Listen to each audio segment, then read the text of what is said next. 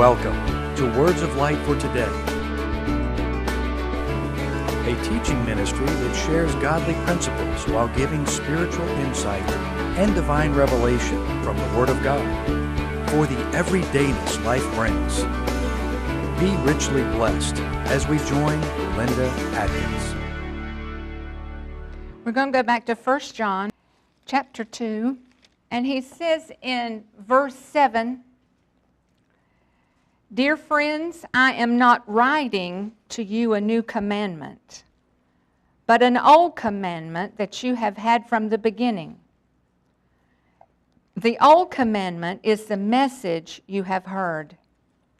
Yet I am writing you a new commandment which is true in him and in you, because the darkness is passing away and the true light is already shining." Now, Paul was pressing upon them that what he was saying to them in this particular place was no invention of his. He first heard it from Jesus. And this is what he's saying. You first heard it from him. And Jesus said, "I give you a new commandment, that you love one another as I have loved you." Now, this is a far more single act, actually, than the fleeting affection that we sometimes refer to. Choosing the love of God as the single act of your life is the crown of all of your action. You're persevering in the love of God. You're standing in the love of God regardless of what has happened and is happening. When you take this that Jesus said, love one another, take this love, then that love becomes the crown that crowns every action that you take in your life. My goodness. Well, does that mean then that I won't have a bad time with people? No, it probably means that you will have a very bad time with people. Oh my goodness. And it'll seem like that one thing after the other is happening. You just get through with this and something else, good Lord of mercy, comes right up at you. But when we persevere in the love of God and allowing the true light to shine in us, he said the true light, I love that, the true light, the light where there's no darkness at all. It shines not only objectively out here, but it shines subjectively in here. It's shining in us, through us, not just on us. But this love and light together becomes the crowning action of our life. And people know that you're going to choose the love way. Well, I will after I get through telling them just how I feel about it.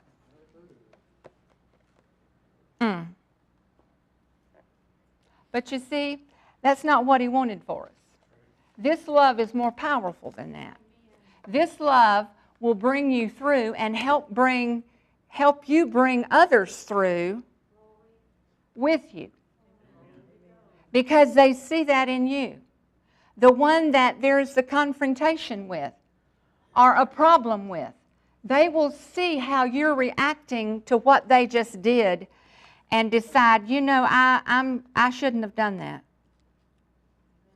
Oh my goodness. In John chapter 8, let's see where it's at.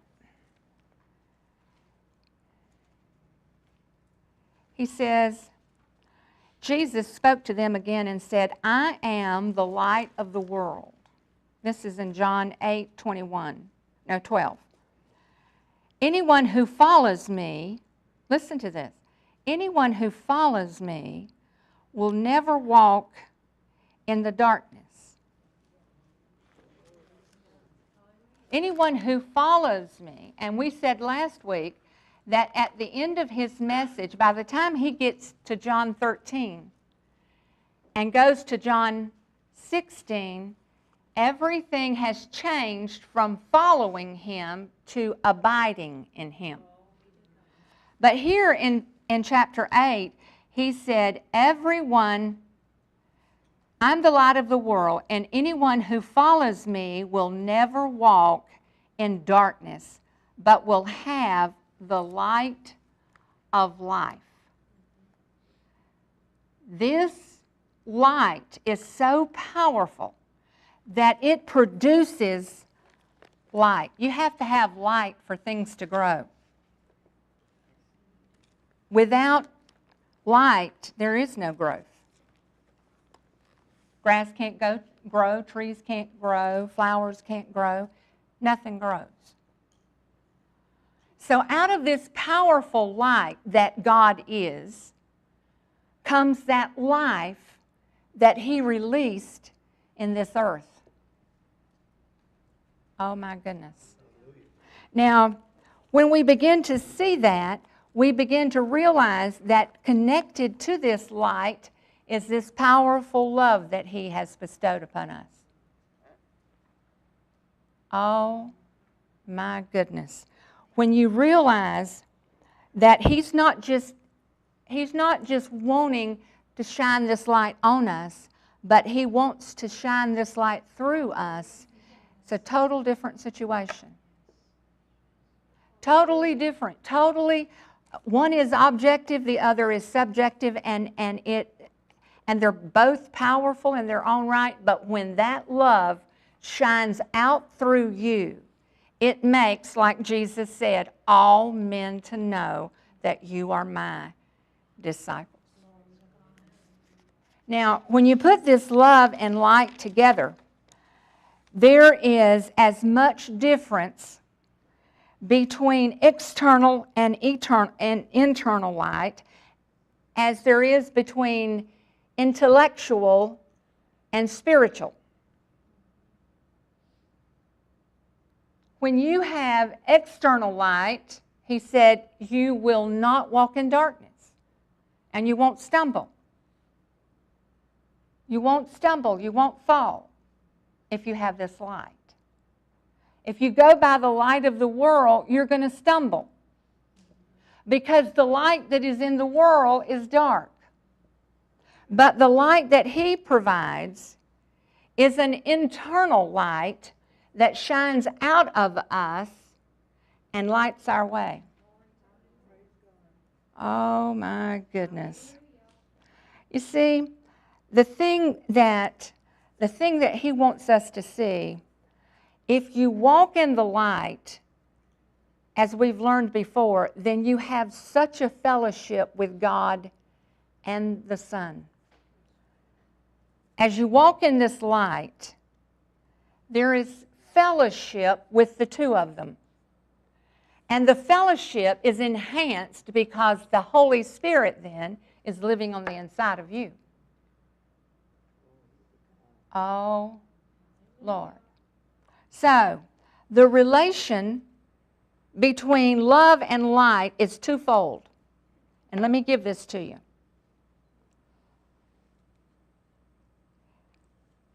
Light is essential to love, and love is inseparable from light.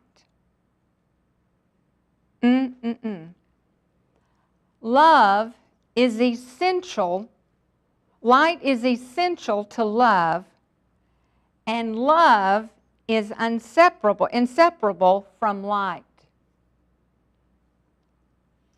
So, what does that mean? It means that love is born out of light. Love is born out of light. It's essential to love. Light is essential to love. And it's inseparable You can't separate the two. Once the two are there, you can't separate light and love. Wow. Well, I know, but I just get so aggravated. Well, you know what? That's life. You're going to get aggravated. You're going to wish people weren't the way they are. You're going to say, oh my God, I can't hardly stand this. But you come to a place where you realize that this light is going to keep you from stumbling in these relationships. If not, you're going to stumble. You're going to find something wrong. You can find something wrong with everybody. And someone that is looking for something wrong with everybody does not generally look at themselves. Because they have that saying that, everybody's crazy but me. Somebody has to be sane, so I'm the one that knows that everybody else is crazy because I'm the only one that has any sense. You met people like that? Yeah, I have. You see, the thing of it is, we have got to have the image so down in us of the Son that the light has burned His image in us. You know that shroud of Turin that they thought that Jesus was wrapped in when He was put in the tomb, and how it said that His image was burned on that cloth? Well, I don't know whether that was the one that He was wrapped in or not, but I do know this, that light is so powerful that raised Him from the death. It gave Him back divine life. It gave Him back resurrected life. And that resurrected life is that light that is putting His image in us. You see, light transforms and creates love. Once you can see something, most of the time you can understand it and love will come. But it's when we don't understand one another that we tend to separate. Oh my goodness, well, they don't like me. They don't care about me. And you see, that's your enemy. You're standing face to face instead of shoulder to shoulder. You don't want to stand face to face because then you see the flaws. When you stand shoulder to shoulder, you see the power. So you don't want to stand face to face with somebody. You put your trust in them. You try to lean on them. You get you get your cues from them. You get your, I'm accepted from them. And you are accepted whether they accept you or not. And it's better to be accepted in the beloved than it is to be accepted in any group of people. To really know that He's drawn you to Himself and brought you in and transformed things in your life by this divine light and this love that He is just emitting from Him. And when it's truly in you by the light that you walk after and not stumble, then this love absolutely will help you understand every person that you have contact with. You'll be able to see what they're all about. And things that are misunderstood is the way that the enemy destroys relationship.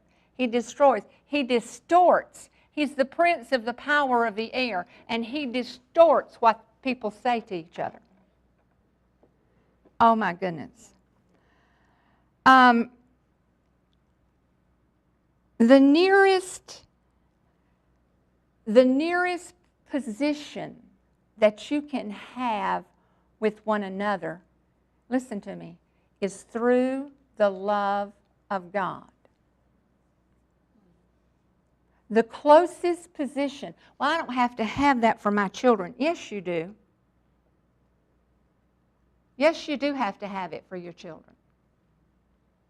Sure you do. You have to love your children with the genuine love of the Father. Because your children are not going to stay little. They're going to grow up and be taller than you, or at least be able to look you eye to eye, and they have a whole different set of way of seeing things. So it's dealing with them. You begin to deal. You're not just raising them anymore. You're going to have to deal with them. And you're going to have that light so in you and that love so in you until you can easily give them up to the Father and you not try to run their lives. That's true. That's true. That's true. Love grows in this light. But it dies where there is no light. Love, this kind of love, this transforming kind of love, placed there by the light of God. Oh my goodness.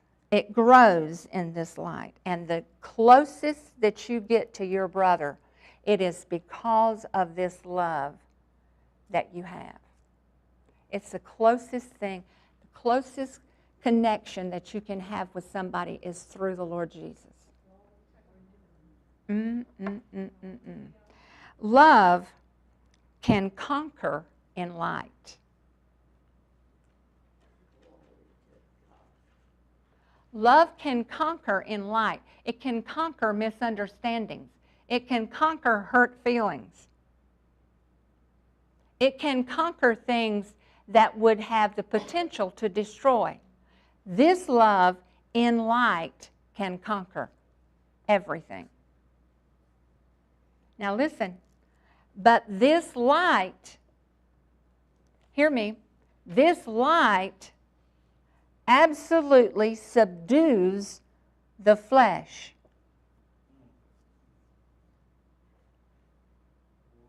Love conquers in this light. You can take this love with this divine light. He's called us to shine forth with this love.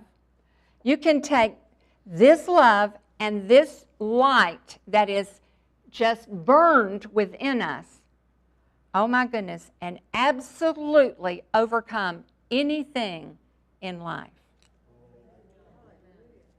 Even like Jesus said, the gates of hell cannot prevail against you. But this light subdues the flesh. So how does it do that? It exposes it, even to you. That light is so strong and so powerful that once the flesh shows up in here, or an attitude of the flesh, or a disappointment of the flesh shows up in here, that light quickly subdues it, if you allow it. Or you can push it aside and have your way about it. That's not the way to do. These people need to be told, well, unless you have authority to tell them, you need to keep your mouth shut and leave it to God. Oh, my. Okay, so if love can conquer and light subdues the flesh, then where does that leave the enemy? Because unless he has the flesh, there's nothing he can do with you. If your flesh is subdued by this light, he can't even make you afraid. You're not going to get anywhere. You're not going to get nothing. You're not going to this and that, and tell you all kinds of things that can cause your flesh to just cringe. But not in this light. With this conquering love and this subduing light, he can't do anything. And when you get two more like that, and two more like that, and two more like that, every time you add another two to it, you get 10,000 times 10,000 more strength. Because we're 10,000, and you are 10,000 times 10,000. And then those two are 10,000 more, and 10,000 more, and 10,000 more times. They don't even have a number on a computer is as strong and powerful as people that will allow this conquering love and this subduing light.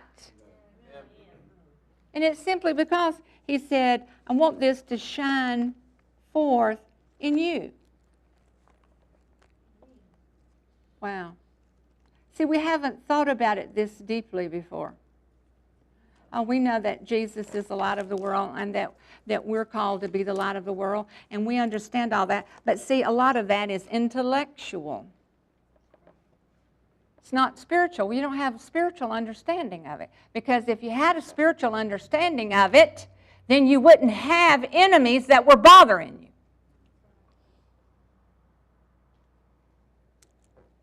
And I don't want just to have an intellectual view. I want to have a deep spiritual view, so deep in me that the bone and the marrow is divided. Oh my. He said, yet I am writing you a new commandment, which is true in him and in you, because the darkness is passing away and the true light is already shining. The one who says he is in the light but hates his brother. I just can't hardly stand them. I know we're supposed to love people, but my God, I just can't hardly stand them.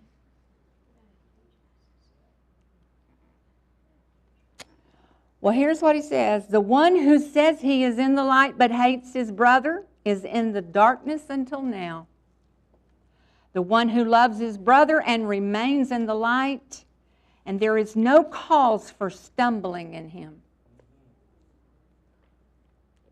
Aren't you tired of stumbling? Don't you hate to stumble and fall?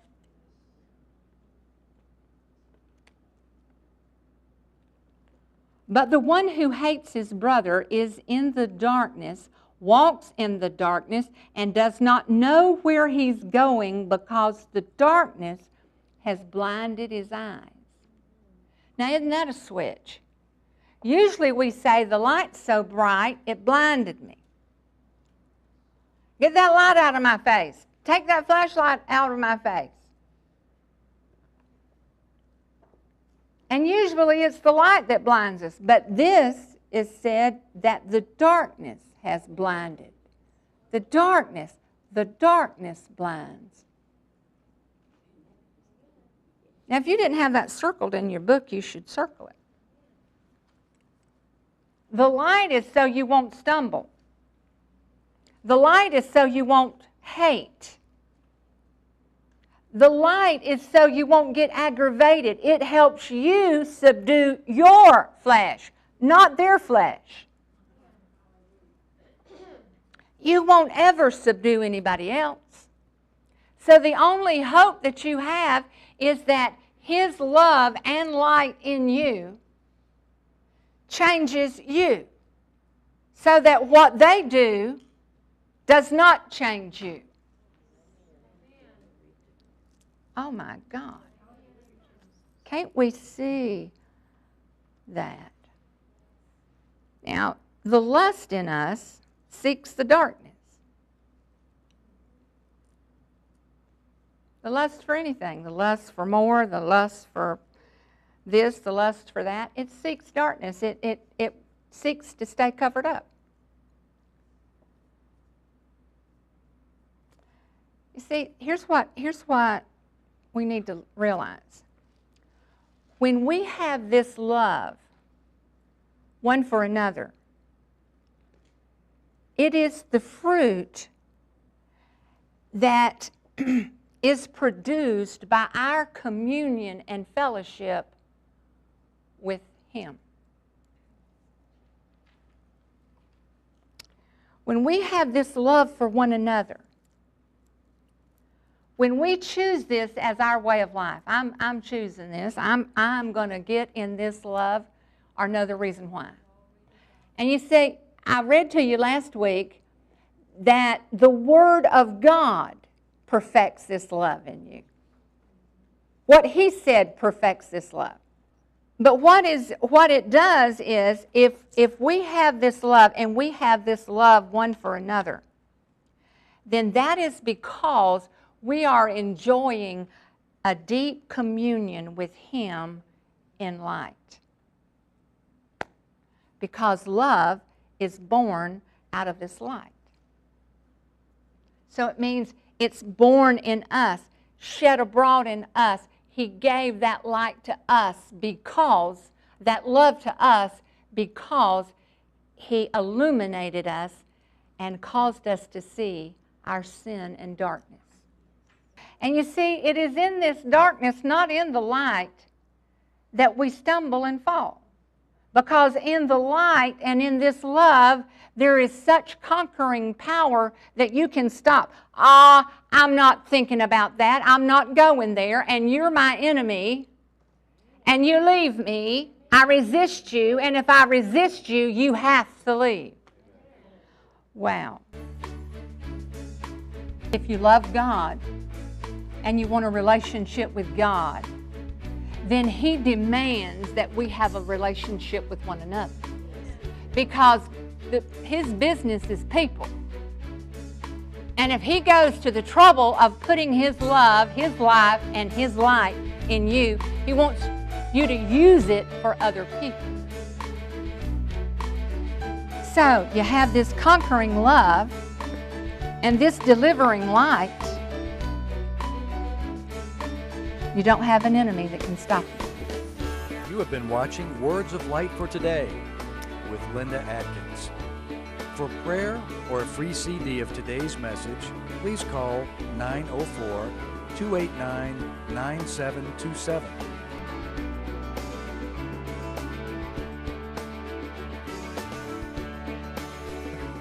Visit our website at wordsoflight.org, where you may order explosive and anointed teaching messages or other great resources from our bookstore. Be blessed and join Linda Adkins next time as she brings Words of Light for Today.